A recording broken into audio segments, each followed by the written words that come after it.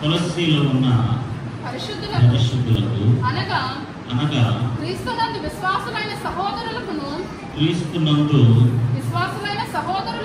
విశ్వాసులైన సహోదరులకును దేవుని చిత్తము వలన క్రీస్తు యేసు అపోస్తలుడైన పౌలును సహోదరుడైన తిమోతియును శుభమని చెప్పి రాయినది మన తండ్రి అయిన దేవుని నుండి కృపయు సమాధానమును మీకు కలుగును గాక. ఆమేన్. హల్లెలూయా. నిన్నటి దినాన ఎందుకు ఈ పత్రిక రాయాల్సి వచ్చింది, పత్రిక యొక్క ఉద్దేశాలు, తలంపులు ఇవన్నీ కూడా మనం చూడటం జరిగింది.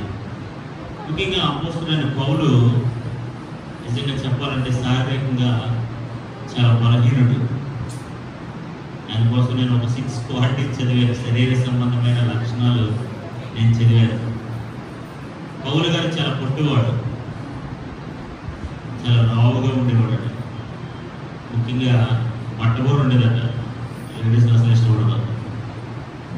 అంటే లావుగా పొట్టిగా మట్టబోరు వేసుకుని దొడ్డికాళ్ళు వేసుకుని ఈ కనుబొమ్మలు చాలా ఒత్తుగా ఉండేదట. అది ఏమంటారు నాకు తెలియదు. మిడిగుడ్లు వేసుకుని ఇన్ని 6 క్వాలిటీస్ ఉన్నాయి. ఒట్టిగా లావుగా మట్టబోరు వేసుకుని దొడ్డికాళ్ళు వేసుకుని ఈ కనుబొమ్మలు చాలా ఒత్తుగా ఉండి ముఖ్యంగా మిడిగుడ్లు వేసుకుని ఉండేవాడట. అంటే నేను అది చదివినప్పుడు నాకు ఏమనిపించిందంటే శారీరకంగా చాలా బలహీనుడు, శారీరకంగా అంత ఉన్నతమైన క్వాలిటీస్ ఏమి లేవు. కానీ ఆత్మీయంగా చూసినట్లయితే, ఆత్మ సంబంధమైన జ్ఞానముగా ఆలోచించినట్లయితే నిశ్చయముగా ఎంతో ఉన్నతమైన దైవికమైన జ్ఞానము కలిగిన వాడు. హల్లెలూయా, హల్లెలూయా. ఉన్నతమైన పర సంబంధమైన విషయాలను ఎరిగిన వాడు, అనేకులకు బోధించిన వాడు, అనేకులకు నేర్పించిన వాడు, అనేక ఉత్తరాలు రాసి అనేక సంఘాలను ప్రోత్సహించిన వాడు. ఏ విషయాన్నైనా, ఏ అబద్ధ బోధనైనా సరే, ఏ విధమైన అబద్ధ సత్యానైనా సరే, లేదా పలానా సంఘంలో ఇలాంటి అబద్ధ బోధ ప్రవేశించింది, దళిత సంఘంలో ఇలాంటి అబద్ధ బోధ ప్రవేశించింది, కొలస్సీ సంఘంలో ఇలాగా నాస్టిజం సంబంధించిన విషయాలు అక్కడ ప్రచారం చేయబడుతున్నాయంటే దానికి సంబంధించిన ఆ యొక్క సమాచారం కానీ లేదా సమాధానం కానీ పౌలు దగ్గర ఉండేది. పౌలు నిజంగా విద్యావంతుడు, జ్ఞానవంతుడు, ముఖ్యంగా దైవ జ్ఞానము కలిగిన వాడు. ఆమేన్, హల్లెలూయా.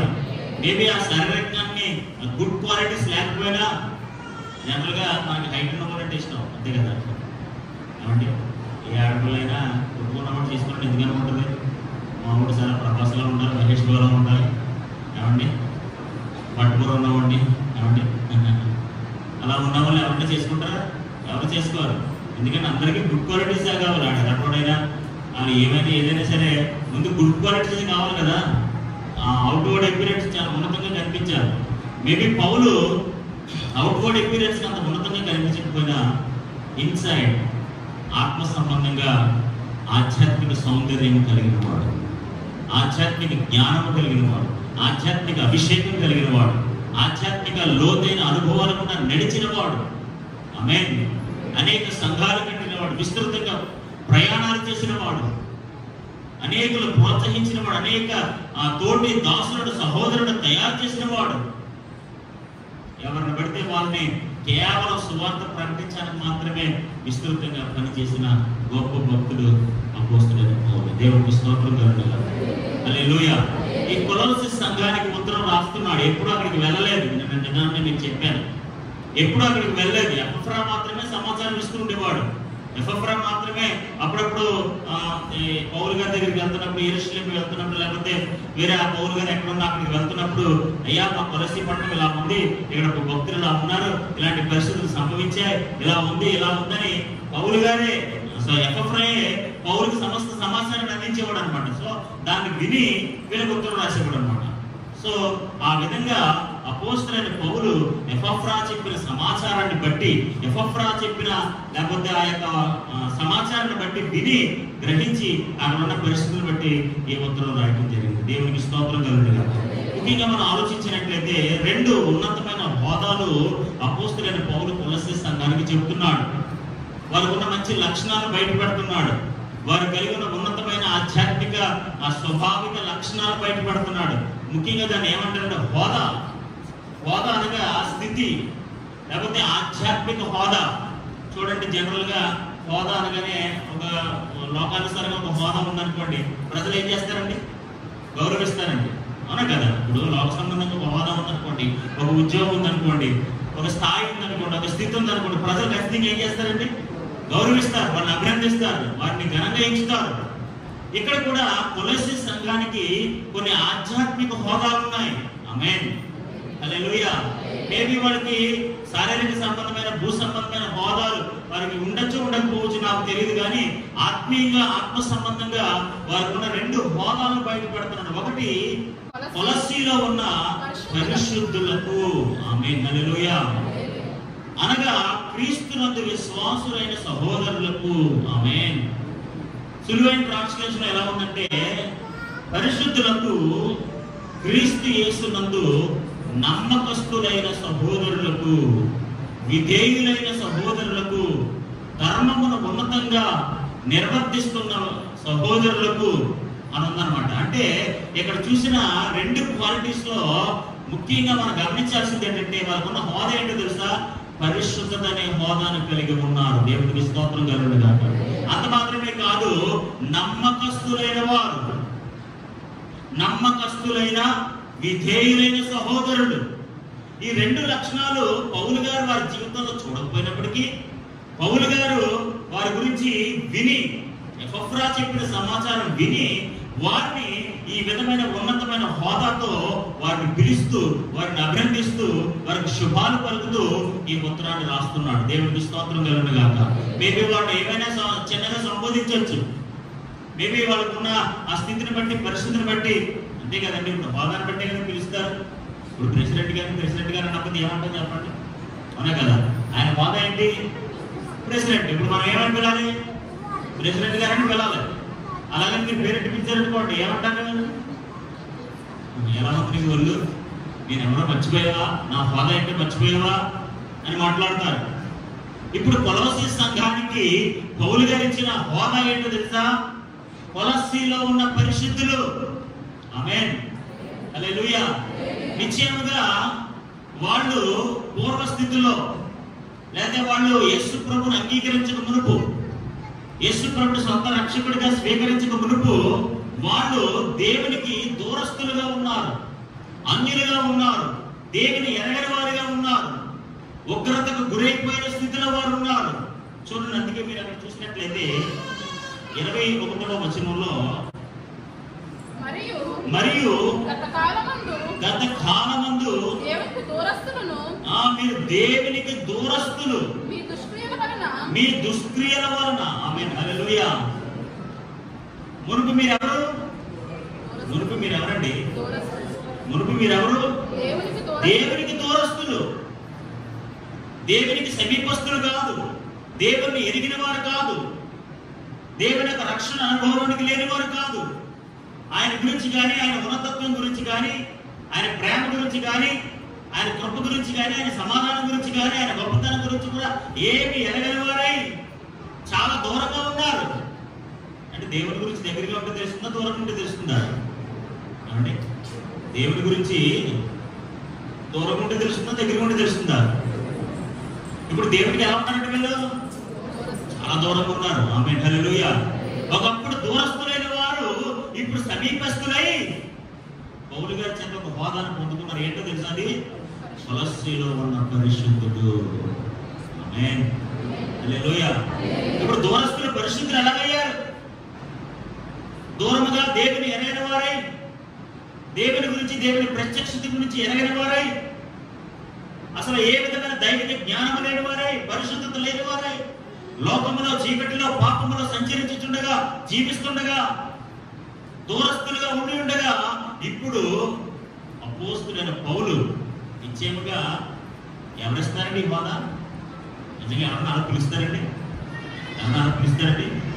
నిశ్చయముగా దేవునిలో రక్షించబడి ప్రభు యేసుక్రీస్తును సొంత రక్షకుడిగా అంగీకరించి బాప్తిజం పొందుకుని పరిశుద్ధాత్మను అనుభవం కలిగి పరిశుద్ధంగా జీవిస్తున్న ఈ భక్తులను, ఈ దూరస్తులను, ఈ అన్యులను, ఈ ఉగ్రతకు గురైన వారిని పౌలు భక్తుడు ఒక హోదా ఇస్తున్నాడు. ఏంటో తెలుసా? కొలస్సీలో ఉన్న పరిశుద్ధులారా మీకు శుభమో. ఆమేన్, హల్లెలూయా. ఈరోజు దేవుడు బిడ్డలారా, పరిశుద్ధాత్మ దేవుడు ఈరోజు దేవుని అంగీకరించిన మనం ఒకప్పుడు లోకంలో దూరస్తులమే. మనం కూడా దేవునిలో లేకపోయినప్పుడు, లోకంలో ఉన్నప్పుడు మనం కూడా దూరస్తులమే, లోకానుసారంగా జీవించిన వారమే, లోక సంబంధమైన కార్యక్రమాల్లో మనం పాల్గొన్న వారమే, అబద్ధాలలో మోసం చేయడంలో, దుష్క్రియలు చేయడంలో, దుష్ట ఆలోచనలు కలిగి ఉండటంలో, దుష్ట నడవడికి నడవడంలో మనం కూడా చాలా దూరంగా ఉన్నవారమే. మరి ఎప్పుడైతే ప్రభువుని అంగీకరించి ఆయన మందిరంలోకి చేర్చబడ్డామో, ఆయన రాజ్యంలోకి చేర్చబడ్డామో, ఆయన వారసత్వంలోకి చేర్చబడ్డామో, ఆయన వాగ్దానంలోకి చేర్చబడ్డామో, ఇప్పుడు మనం కూడా ఎవరిని పిలవబడ్డామో తెలుసా? కొలస్సీలో ఉన్న పరిశుద్ధులారా. హల్లెలూయా, హల్లెలూయా. ఇది ఒక హోదా. ఆమేన్. ఏంటంటే ఇది ఒక హోదా. దైవ బిడ్డలకు దేవుడు అనుగ్రహించిన హోదా. ఆయన అంగీకరించిన వారు, ఆయన రక్తంలో కడగబడిన వారు, ఆయన రక్తము చేత శుద్ధి చేయబడిన వారు, ఆయన రక్తంలో ప్రతి పాపాన్ని కడుక్కున్న వారు. వారి లోకానుసారంగా ఆ వ్యక్తులుగా ఉండలేరు. దేవుడు వారిని అలా అంగీకరించడు. నా రక్తంలో కడగబడిన వారందరూ కూడా, నా పరిశుద్ధతను సంతరించుకున్న వారందరూ కూడా పరిశుద్ధులే. ఆమేన్, హల్లెలూయా, హల్లెలూయా. కాబట్టి దేవుడు బిడ్డలారా, ఈరోజు మనం గ్రహించాల్సిన ఒక ఆధ్యాత్మిక సత్యం ఏంటో తెలుసా అండి? దేవుడు మనకు ఒక ఉన్నతమైన హోదా ఇచ్చాడు. ఆ హోదా ఏంటంటే తెలుసా? మనం పరిశుద్ధులుగా పిలువబడతాం. దేవునికి స్తోత్రం కలుగుగా. హల్లెలూయా. చూడండి, అక్కడే 22వ వచనంలో మనం చదివితే, తన సన్నిధిని పరిశుద్ధులుగాను, తన సన్నిధిని పరిశుద్ధులుగాను, నిర్దోషులుగాను, నిరపరాధులుగాను, ఆమేన్, హల్లెలూయా, నిలవబెట్టుటకు. ఆమేన్, హల్లెలూయా. దేవుడు మనల్ని పరిశుద్ధులుగా, నిరపరాధులుగా, నిర్దోషులుగా నిలవబెట్టడానికి. అంటే దేవుడు ఇప్పుడు మనకు పరిశుద్ధతను హోదా ఇచ్చి మన పరిశుద్ధులుగా, నిర్దోషులుగా, నిరపరాధులుగా నిలబెట్టాలనుకుంటున్నాడు. ఎవరైనా మనం ఎలా నిలబడతారు? దోషులుగా నిలబడతారు, అనే కదా. తప్పు చేసిన వారిలో నిలబడతారు. ఎవరు కూడా మనం మంచివారిగా నిలబెట్టరు కదా. కానీ దేవుని యొక్క గొప్ప సంకల్పం ఏంటో తెలుసా? మన పరిశుద్ధులుగా నిలబెట్టాలనుకుంటున్నాడు. నేను నిరపరాధులుగా నిలబెట్టాలనుకున్నాడు, నిర్దోషులుగా నిలబెట్టాలనుకుంటున్నాడు. కాబట్టి ఏం చేశాడట? ఆయన మాంసయుక్తమైన దేహమును మరణము వలన ఇప్పుడు మిమ్మల్ని సమాధానపరిచిన. దేవునికి స్తోత్రం కలుగుగా. హల్లెలూయా. మనల్ని సమాధానపరిచాడట, ఒక్కరి నుంచి తప్పించాడట.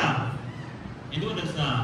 మన పరిశుద్ధులుగా నిలవబెట్టడానికి. దేవునికి స్తోత్రం కలుగుగా. ఈరోజు దేవుడు బిడ్డలారా, మనము ఒక ఉన్నతమైన హోదాలకు దేవుడు అనుగ్రహించాడు. కొలస్సీ సంఘానికి ఎలాంటి హోదా అయితే ఇచ్చాడో, మేబీ వాళ్ళని రకరకాలుగా పిలిచి ఉండొచ్చు. ఏమంటే వాళ్ళ హోదాన్ని బట్టి పిలుస్తాం, కానీ ఇంకా వేరేటి మనం పిలవ కదా, అన్నా కదా. ఇప్పుడు లాయర్ గారు ఉంటారండి, లాయర్ గారికి పిలవతే ఏమని పిలుతారు? అన్నా కదా, పేరు పిలుతారా? పిలరు కదా. ఏంటంటే హోదా. ఈరోజు దైవ బిడ్డలకు కూడా లోకానుసారమైన ఏ విధమైన ఉన్నతమైన హోదాలు ఉన్నా ఉండకపోయినా, ఏమున్నా ఏమి లేకపోయినా సరే, దేవుని బిడ్డలకు దేవుడిచ్చిన ఉన్నతమైన హోదా ఏంటో తెలుసా? కొలస్సీలో ఉన్న పరిశుద్ధులారా. ఆమేన్. ఒకప్పుడు మీరు దూరస్తులు, ఒకప్పుడు మీరు అన్యులు, ఒకప్పుడు దేవుని ఉగ్రతకు గురైన వారు, నిశ్చయముగా ఆయన సమాధానానికి కానీ, ఆయన వారసత్వానికి కానీ, ఆయన ప్రేమకు కానీ అర్హత లేని వారు, కృప పొందుకోని వారు. అలాంటి మిమ్మల్ని దేవుడు తన పరిశుద్ధ రక్తం చేత కడిగి, అందుకే చూడండి, కొరింథీయులకు రాసిన పత్రిక మొదటి అధ్యాయం 2వ వచనంలో ఈ విధంగా రాసి ఉంది. కొరింథీయులకు రాసిన పత్రిక మొదటి అధ్యాయం 2వ వచనాన్ని మనం చదువుతున్నాం. కొరింథీలో ఉన్న దేవుని సంఘమునకు అనగా క్రీస్తు యేసునందు పరిశుద్ధపరచబడిన వారై. ఆమేన్, హల్లెలూయా. ఎవరి చేతండి? క్రీస్తు యేసునందు పరిశుద్ధపరచబడిన వారై. ఆయన రక్తములో కడిగినబడిన వారై, వారి మనస్సులను హృదయాలను పరిశుద్ధపరచుకున్నబడిన వారై. ఎంత గొప్ప ధన్యతని దేవుడు మనకి ఇచ్చాడు. చూడండి, క్రీస్తు యేసు నందు మన సొంతంగా పరిశుద్ధపరచబడలేదు, మన నీతి క్రియలు మనం పరిశుద్ధపరచబడలేదు, మనం చేసిన ధర్మ కార్యాల వల్ల మనం పరిశుద్ధపరచబడలేదు. క్రీస్తు యేసునందు పరిశుద్ధపరచబడిన వారై, పరిశుద్ధులుగా ఉండుటకు పిలువబడిన వారిని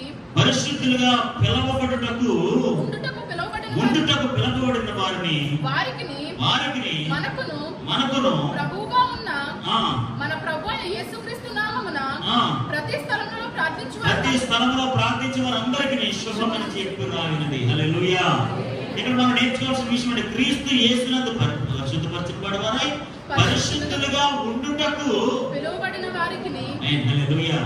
ఇప్పుడు ఎందుకు పిలిచాడట? దూరంగా ఉన్న వాళ్ళని పిలిచాడట. ఆమేన్. ఆయనకు దూరస్తులైన వారిని పిలిచాడు. ఎందుకు? పరిశుద్ధులుగా ఉండుటకు.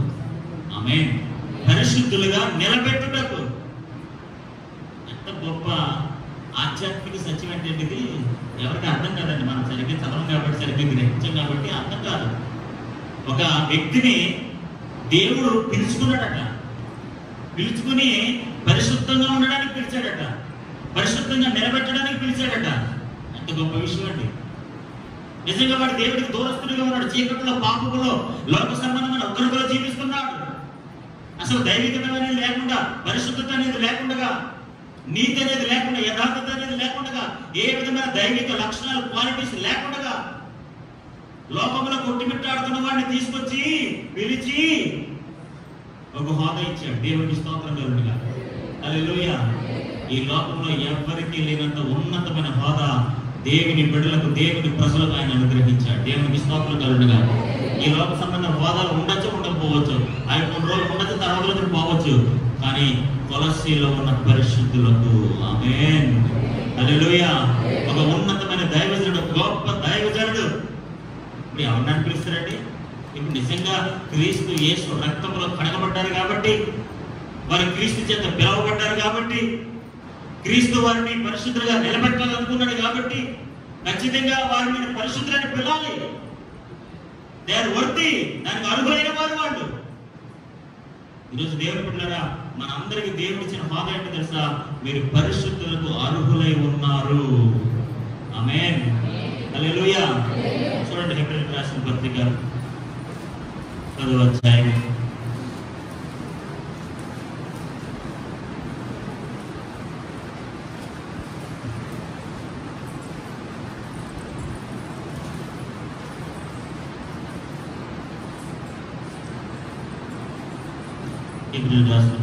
అధ్యాయం 10. యేసుక్రీస్తు యొక్క శరీరము ఒక్కసారి అర్పింపబడుట చేత, యేసుక్రీస్తు యొక్క శరీరం ఒక్కసారి అర్పించబడుట చేత ఆ చిత్తమును బట్టి మనము పరిశుద్ధపరచబడి ఉన్నాము. ఆ చిత్తమును బట్టి మనం పరిశుద్ధపరచబడుతున్నాము. ఆమేన్, హల్లెలూయా. ఇక్కడ పరిశుద్ధత అనేది మనం సంపాదించుకున్నది కాదు. అది మనంతట మనం సాధించుకున్న హోదా, అర్హత కాదు. ఆమేన్, హల్లెలూయా, హల్లెలూయా.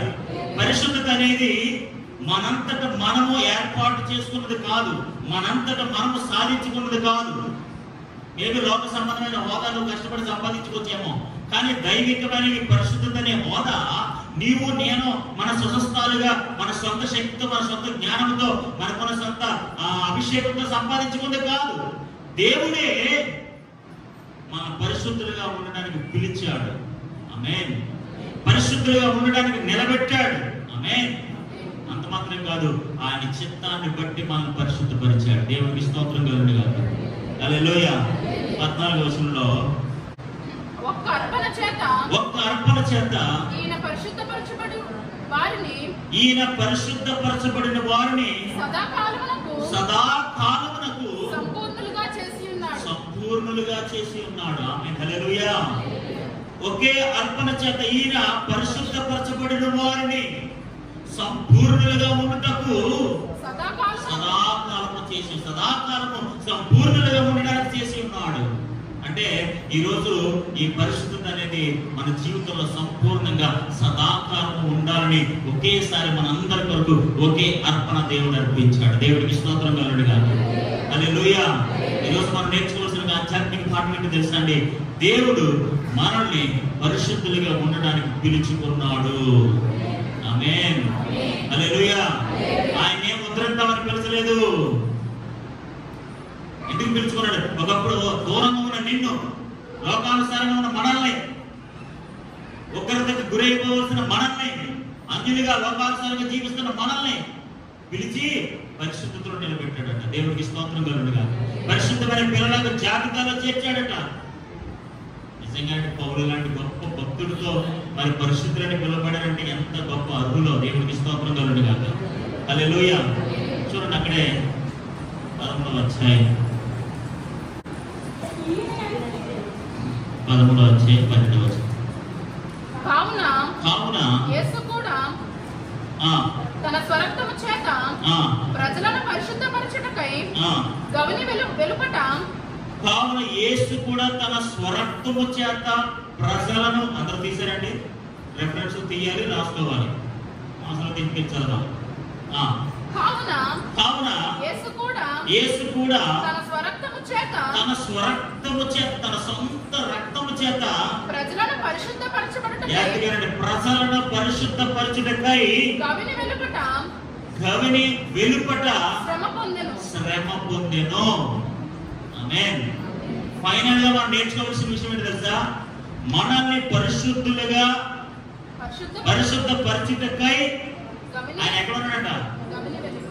గవిని వెలుపట అంటే ఎక్కడండి? లోపల బయట? బయట ఉండి ఏం పొందుతున్నాడు? ఆమేన్. ఎందుకండి? Why is outside? ఆయన ఎందుకు బయట ఉన్నాడు? ఆయన ఎందుకు శ్రమ పడుతున్నాడు? ఎందుకు ఆయన స్వరక్తము చేత మన పరిశుద్ధంగా నిలబెట్టాలనుకుంటున్నాడు? ఈరోజు దేవుడు బిడ్డలారా, మనల్ని పరిశుద్ధులు అనే హోదా ఇవ్వడానికి, అర్హత ఇవ్వడానికి ఆయన బయట నుంచి ఉన్నాడు. ఆమేన్. హల్లెలూయా. ఈ రోజు నువ్వు ఎంత ధన్యుడు అంటే ఒక పరిశుద్ధతలో నువ్వు ఉండాలని ఈజ్ అవుట్ సైడ్. ఆయన వెలుపల గవిలో బయట ఉండి మన కోసం శ్రమ పడుతున్నాడు. ఎందుకో తెలుసా? ఆయన స్వరక్తము చేత మనం పరిశుద్ధపరచబడటానికి. హల్లెలూయా. ఈరోజు దేవుడు బిడ్డలారా, ఒక ఆధ్యాత్మిక సత్యాన్ని గుర్తు చేసుకోండి. ఈరోజు దేవుడు మిమ్మల్ని పరిశుద్ధులుగా ఉండడానికి పిలిచాడు. పరిశుద్ధులుగా నిలబెట్టడానికి ఆయన రక్త మాంసంతో మన కోసం శ్రమ పడ్డాడు. మిమ్మల్ని పరిశుద్ధపరచబడ్డానికి ఆయన స్వరక్తం ఇచ్చి మన అందరినీ పరిశుద్ధపరిచి ఆయన వెలుపల శ్రమ పొందుతున్నాడు. ఎందుచేతంటే మీరు పరిశుద్ధులుగా పిలువబడుటకు. ఆమేన్. హల్లెలూయా. ఎవరు లేకపోతే నా బిడ్డలు ఎలా ఉంటే నాకు జనరల్ గానండి, మన బిడ్డలు మనం ఎలా ఉండాలని కోరుకుంటామండి? చెప్పండి. జనరల్ గా మీ బిడ్డలు మీరు ఎలా ఉండాలని కోరుకుంటారు? జనరల్ గా గాడిద, దొండపోత అని జంతువుల పేరు పిలుపుతారు మీరు, అవును కదా? పిలుస్తారు పిల్లరా? ఎవరు పిల్లలేదు? చెప్పండి. అందరూ పిలుచుకోండి. కూర నిద్ర మొహం, పరిమానుడా, నువ్వు బాగుపడరా, నీ బతికిద్దారా అని పిలుతున్నారు లేదా? జాగ్రత్తగా పెట్టుకుని పిల్లండి మీ పిల్లల్ని.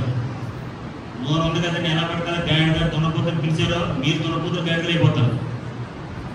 అర్థమవుతుందా? వారు దేవుని చేత అనుగ్రహించబడిన బిడ్డలు.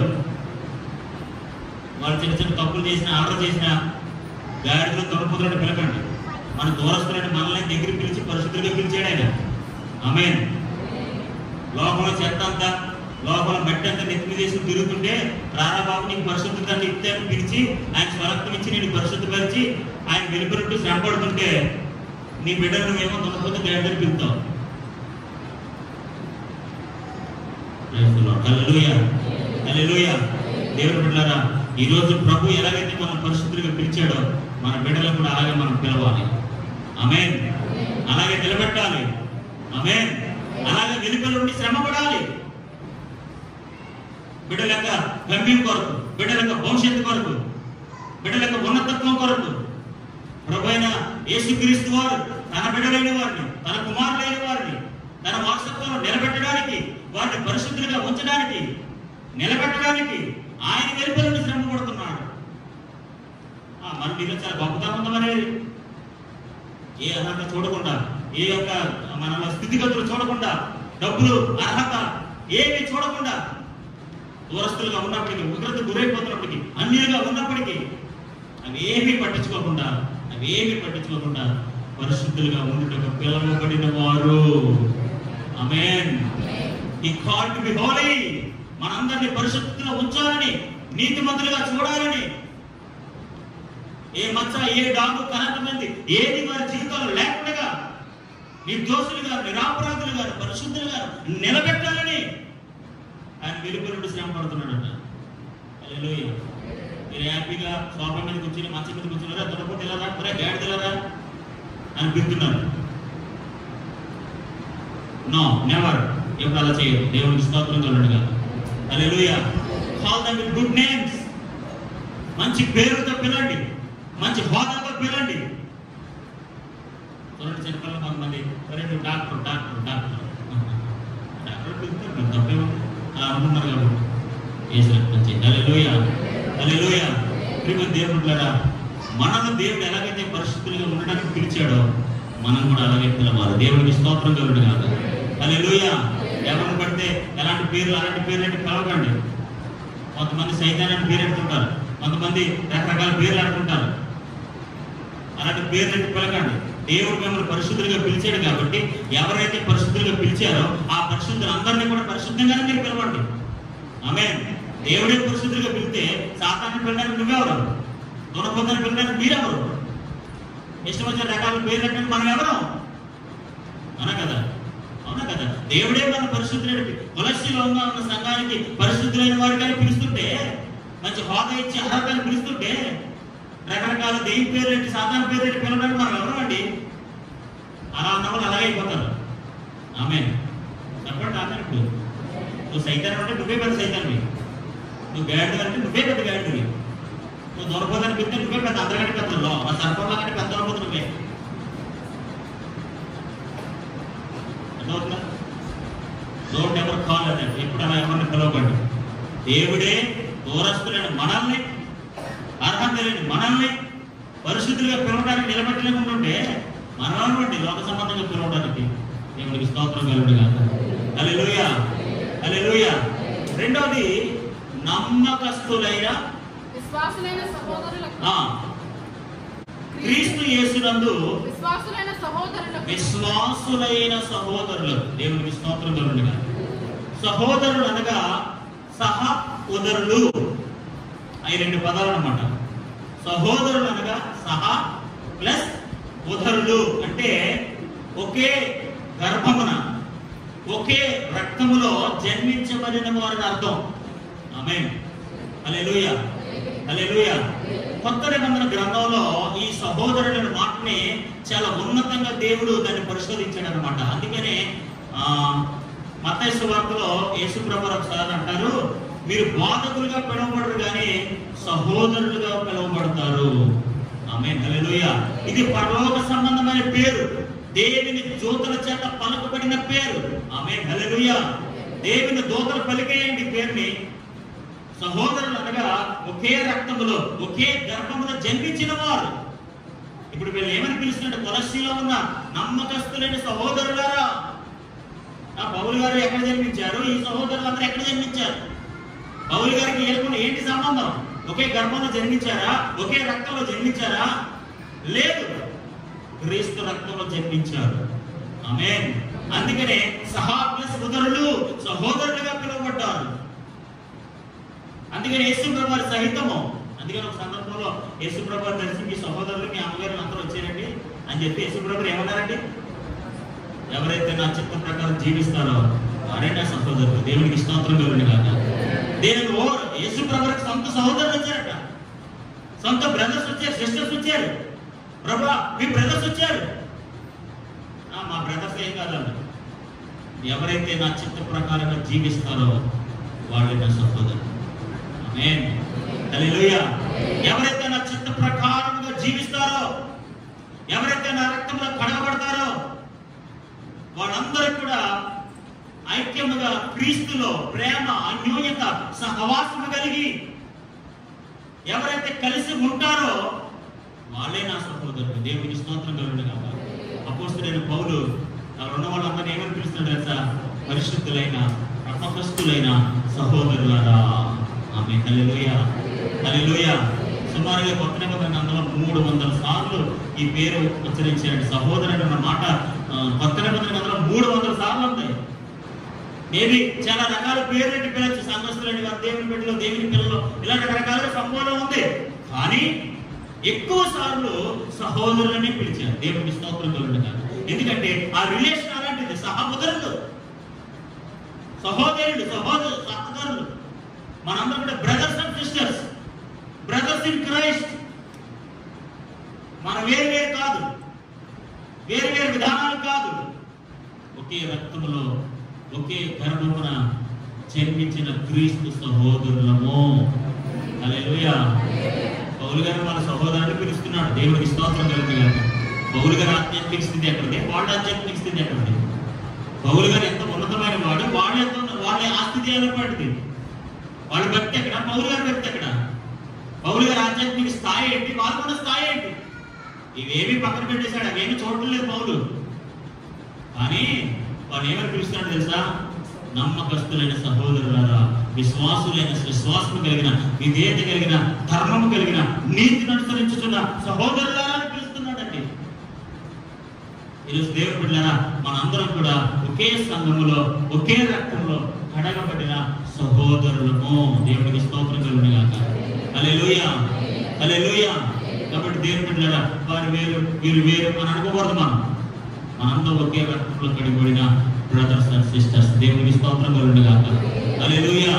మనకున్న ఒక ఆధ్యాత్మిక బలహీనత ఏంటి తెలుసా అండి? మనకు అందరూ సహోదరులుగా ఉండరు. మనకి ఎవరైతే నచ్చితే వాళ్ళకి మన సహోదరి అనమాట. వాళ్ళకి నచ్చాలి.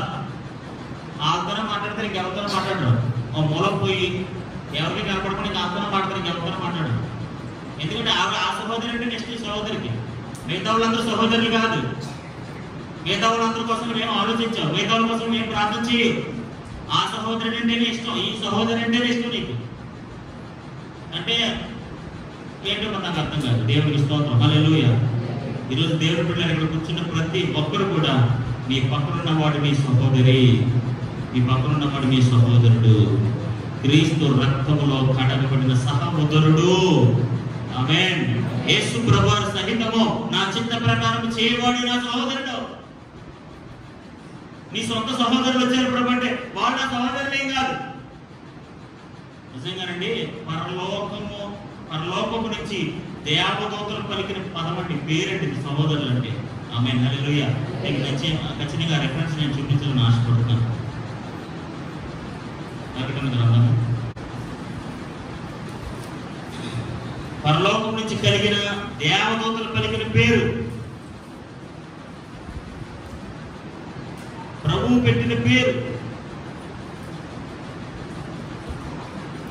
ప్రకటన గ్రంథం 12వ అధ్యాయం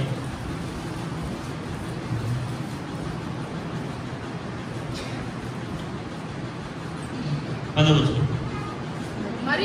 మరియు ఒక గొప్ప స్వరము పరలోకమందు ఇలాగ చెప్పుట వింటిని. ఒక గొప్ప స్వరము పరలోకమందు ఇలాగ చెప్పుట వింటిని. రాత్రింబగలు మన దేవుని ఎదుట మన సహోదరుల మీద. ఎవరండి వీళ్ళు?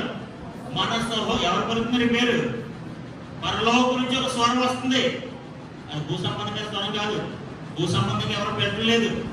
పరలోకం నుంచి నాకు ఒక స్వరం వినపడుతుంది.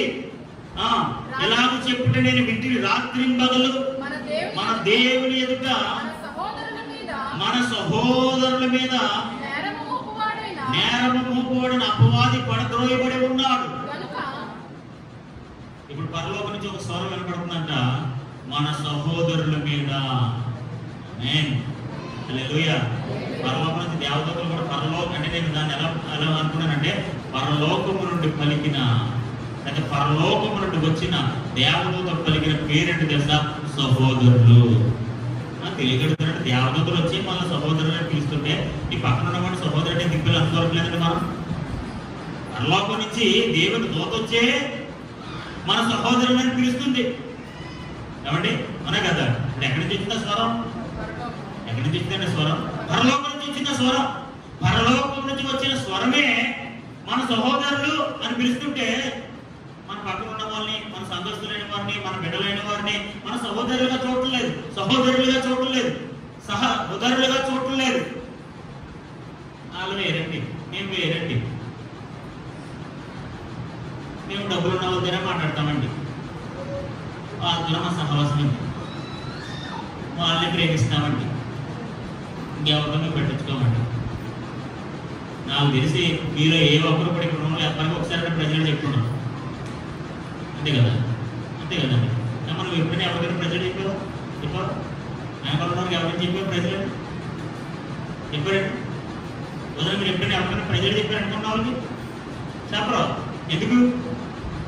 పని అయిపోయి మేము వచ్చాము, ఆ పక్కన ఉండే రెండు మనకి ఎందుకు, ఆ పక్కన ఉండే రెండు మనకి ఎందుకు? వాళ్ళు నా సహోదరులు కాదు, వాళ్ళు వేరు, నేను వేరు, వాళ్ళ ఆలోచన వేరు, నా ఆలోచన వేరు. పరలోకం నుంచి వచ్చిన దేవుడి దోతే మన పక్కన మా కింద ఉన్న వాళ్ళని మన సహోదరుని పిలుతుంటే నీ పక్కన ఉన్న సహోదరుడికి కనీసం వందనాలు కూడా చెప్పట్లేదు. నీకు నచ్చిన దగ్గరికి వెళ్ళి పలకరింతావు, నీకు నచ్చిన దగ్గర మొహం తిప్పులు పోతావు. అది నీ సహోదరుడి స్వభావం.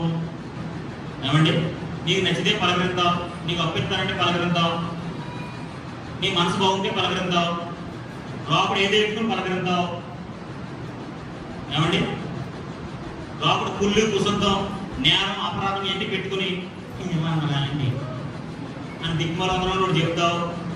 మనస్ఫూర్తిగా నా సహోదరుడిని, మనస్ఫూర్తిగా నా సహోదరుని ఎప్పుడైనా పలకరించారా? ఎప్పుడైనా వారి కోసం ప్రార్థన చేశారా? ఎప్పుడైనా వారిని మంచి హృదయంతో పలకరించి ఎప్పుడైనా సహాయం చేశారా? పరలోకం నుంచి వచ్చిన దేవుని దోతే మన సహోదరుని పిలుస్తుంటే పక్కనున్న నీవు ఏదో ఒకే సంఘముగా ఒకే రక్తంలో సహముద్రులుగా ఉన్న మనల్ని, మన పడ్డల్ని, మన పక్కన ఉన్న వారిని ఎప్పుడు కూడా మన సహోదరులుగా చూడలేదు. దేవుని బిడ్డలారా, అపోస్తలుడైన పౌలు అతని స్థాయి ఉన్నతమైన స్థాయి అయినప్పటికీ, ఎన్నో గొప్ప సంఘాలు కట్టినప్పటికీ, ఎంతో ఉన్నత ఆధ్యాత్మిక అనుభవం ఉన్నప్పటికీ, గమాలియేలు పాదాల దగ్గర ఉన్నతమైన విద్యాభ్యాసం అనుభవించినప్పటికీ, పొందుకున్నప్పటికీ కూడా ఒక ఉత్తరం రాస్తూ ఒక సంఘం ఎప్పుడు చూడని వారిని, ఎప్పుడు పలకరించిన వారికి ఉత్తరం రాస్తూ నమ్మకస్తులైన నా సహోదరులారా అని వారిని సంబోధించడం ఎంత ఉన్నతమైన ఆధ్యాత్మిక సమతుల్యత. ఆమేన్. హల్లెలూయా, హల్లెలూయా. కాబట్టి దేవుని బిడ్డలారా, ఈ రోజు మనం అందరం కూడా దేవుని చేత పిలువబడిన పరిశుద్ధులము. ఆమేన్. దేవుడే మన పరిశుద్ధులుగా పిలిచిన తర్వాత నువ్వు పక్కన ఉన్న ఆవిడని నువ్వు ఎలా చూస్తావు? నీ పక్కన ఉన్న ఆవిడ కూడా పరిశుద్ధతగా పిలువబడ్డది. మన సంఘం, మన బిడ్డలన్న వారందరూ కూడా అలాగే పిలువబడ్డారు. యేసుక్రీస్తు రక్తంలో పిలువబడిన వారందరూ కూడా అలాగే పిలువబడ్డారు, సహోదరులుగానే పిలువబడ్డారు. మనం కూడా ఆ ఉద్దేశంతోనే, ఆ మనసుతోనే చూడాలి. ఆమేన్. హల్లెలూయా. ఈమె కూడా దేవుని బిడ్డే, ఈమె కూడా క్రీస్తు రక్తంలో కడగబడ్డది. నేనే కడగబడ్డాను అనేం కాదు, ఆవిడ కూడా కడగబడ్డదు. ఆవిడ కూడా సహోదరుడే. సౌలును చంపడానికి దావీదుకి మంచి అవకాశం వచ్చింది, మామూలు అవకాశం కాదు. ఏమన్నాడు తెలుసా? అతడు దేవుని చేత అభిషేకించబడిన వాడు. I should not touch him. అతడు దేవుని చేత అభిషేకించబడిన వాడు కాబట్టి నేను ఆయన ముట్టకూడదు. ఈ సహోదరు మీద నింద మోపుతున్నప్పుడు, లేదా పరిశుద్ధుల చేత పిలువబడిన వారి మీద ఎప్పుడైనా నింద మోపుతున్నప్పుడు ఒకటి మాత్రం గుర్తుపెట్టుకో, వారు కూడా దేవుని చేత పిలువబడిన వారే, వారు కూడా క్రీస్తు రక్తంలో కడగబడిన వారే, వారు కూడా క్రీస్తు సేవకులుగా పరిగణించబడిన వారే. నీ దృష్టిలో వాళ్ళు విలువ లేని వారిగా కావచ్చు, నీ దృష్టిలో వాళ్ళ దగ్గర డబ్బులు లేకపోవచ్చు, నీ దృష్టిలో వారికి సరైన గృహం లేకపోవచ్చు, సరైన వస్త్రాలు లేకపోవచ్చు, కానీ క్రీస్తు దృష్టిలో వారి పరిశుద్ధులు, సహోదరులు. ఆమేన్. హల్లెలూయా, హల్లెలూయా. నీ స్థాయికి వారు సరిపోకపోవచ్చు, కానీ దేవుని దృష్టిలో వారి పరిశుద్ధులు. దేవుడే వారిని పరిశుద్ధులుగా దృష్టించినప్పుడు, పౌలే వారిని పరిశుద్ధులుగా పిలుస్తున్నప్పుడు, నీ తోటి సహోదరుని, నీ తోటి సహోదరుని నువ్వు ఎంత ఉన్నతంగా చూడాలి తెలుసా? వీళ్ళు కూడా క్రీస్తు పిలవబడ్డారండి, వీళ్ళు కూడా క్రీస్తు రక్తం చేత కడగబడ్డారండి, వాళ్ళు కూడా నా సహోదరులండి అని ఎవరైతే ఆధ్యాత్మిక లక్షణాలు కలిగి ఉంటారో ఖచ్చితంగా దేవుడు వారిని దీవిస్తాడు. దేవునికి స్తోత్రం కలుగును గాక. హల్లెలూయా, హల్లెలూయా. ఎవరిని తక్కువగా చూడకూడదు. ఆమేన్. సంఘంలో పరిచర్యలో ఉన్నత గొప్ప స్థాయిలు ఏమీ లేవు. అందరూ క్రీస్తు రక్తంలో కడగబడి పరిశుద్ధులుగా పిలువబడి నిలబెట్టడానికి దేవుడు పిలుచుకున్నాడు. హల్లెలూయా. నీకు స్పెషల్ రక్తం, ఆవిడకు స్పెషల్ రక్తం ఏమీ లేదు. మేము కొద్దిగా గొప్పల దగ్గర దేవుడు ముందు స్పెషల్ రక్తంతో కడిగాడు, అలాంటి స్టోరీలు ఏమి లేవు. అందరిని ఒకే రక్తం కడిగాడు. ఆమేన్. అందరిని పరిశుద్ధులుగానే పిలిచాడు, అందరిని సహోదరులుగానే పిలిచాడు, అందరిని నమ్మకస్తులని బిడ్డలుగానే చూస్తున్నాడు. దేవుడే సంబంధం చూస్తున్నప్పుడు మనం ఎవరంటే వేరుగా చూడడానికి? దేవుడే పరిశుద్ధులను పిలుస్తున్నప్పుడు మనం ఎవరండి ఆ పేర్లు ఈ పేర్లు పిలవడానికి? దేవుని బిడ్డలారా, పౌలు ఆధ్యాత్మిక సమతుల్యాన్ని కొలసి సంఘానికి ఒక గొప్ప హోదాతో గొప్ప అర్హతతో పిలుస్తున్నాడు. దేవునికి స్తోత్రం కలుగునుగా. ఇప్పుడు నీ సహోదరుడైన వాడిని, నీ సహోదరుడైన వాడిని నీవు కూడా హోదాతో పిలవాలి. ఆమేన్. అర్హతతో పిలవాలి, గౌరవించి పిలవాలి. అక్కడ అన్నాడు నమ్మకస్తులైన సహోదరులు. చూడండి, అదే నిన్న మనం చదివాం కాబట్టి మొదటి అధ్యాయం 7వ వచనంలో ఎపఫ్రాను నా ప్రియుడైన తోటి దాసుని వలన మీరు ఈ సంగతులు నేర్చుకుంటారు. అతడు మీ విషయంలో మా విషయంలో నమ్మకమైన క్రీస్తు పరిచారకుడు, నమ్మకస్తుడైన పరిచారకుడు. ఆమేన్. ఎపఫ్రా మంచి నమ్మకస్తుడైన పరిచారకుడైనప్పుడు ఆయన చేత ఏర్పాటు చేయబడిన సంఘస్థులైన వారు కూడా ఎలా ఉంటారు? ఎలా ఉంటారండి? నమ్మకస్తులైన సహోదరులే. ఆమేన్. హల్లెలూయా, హల్లెలూయా. మీ సంగతులు మాకు తెలియజేసిన వాడు అతడు మా విషయంలో, అంటే మీ విషయంలో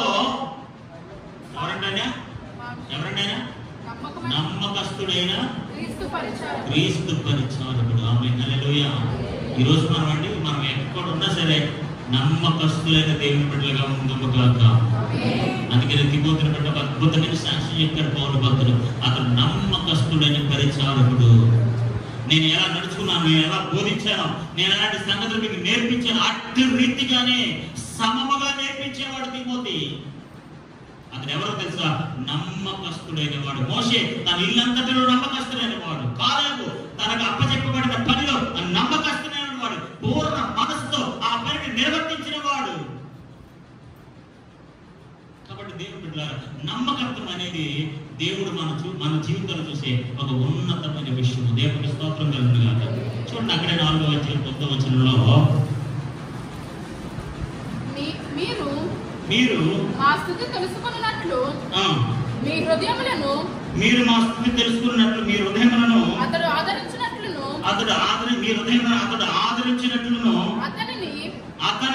అతనితో కూడా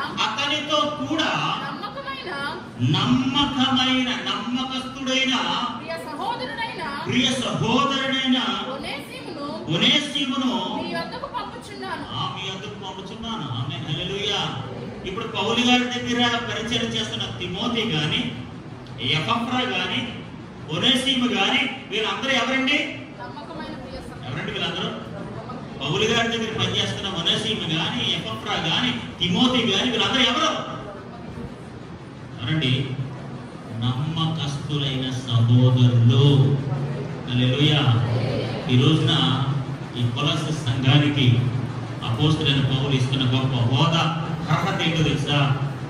చదవండి మొదటి వచనం మరొకసారి. కొలస్సీలో ఉన్న పరిశుద్ధులకు అనగా క్రీస్తునందు నమ్మకస్తులైన సహోదరులకు దేవుని చిత్త ప్రకారము సహోదరుడైన తిమోతియు శుభమని చెప్పి రాయినది మన తండ్రి అయిన దేవుని కృపయు సమాధానము మీకు కలుగును గాక. హల్లెలూయా. అపోస్తలుడైన పౌలు కొలస్సీ సంఘాన్ని ఎలాగైతే పరిశుద్ధులు, నమ్మకమైన సహోదరులని గొప్ప హోదాతో, అర్హతతో వారిని పిలిచి పలకరించాడో. శుభం చెప్పడం అంటే ఏంటండి? శుభం అంటే ఏంటండి? పలకరించడమే కదా. శుభం అంటే ఏంటంటే పలకరించడమే కదా. వారిని గొప్ప హోదాతో, అర్హతతో శుభాలు చెప్తున్నాడు. కొలస్సీలో ఉన్న దిగ్మాలులారా, నిద్రమహోలారా, మీకు శుభాలు, మీకు దందనాలు, మీకు వందనాలు చెప్పట్లే. ఐడెంటిఫైడ్ దేర్ హోలీ డిగ్నిటీ, ఆధ్యాత్మిక హోదాను గుర్తించి, కొలస్సీలో ఉన్న పరిశుద్ధులారా, నమ్మకస్తులైన సహోదరులా, మీకు శుభాలు, మీకు వందనాలు. ఈరోజు మనం కూడా మన సహోదరులైన వారిని, మన పక్కనున్న వాళ్ళని పరిశుద్ధులుగాను నమ్మకస్తులైన సహోదరులను గాను గమనించి, గుర్తించి, గ్రహించి వారికి మీరు శుభాలు చెప్పాలి, వారిని అట్టి రీతిగా పలకరించాలి. ఎప్పుడైతే అట్టి ఆధ్యాత్మిక అనుభవానికి వెళ్తామో అప్పుడే దేవునిలో ఉన్నతమైన కార్యాలు, అద్భుతాలు, ఆశీర్వాదాలు, మంచి మనస్సు దేవుడు మనకు అనుగ్రహించును గాక.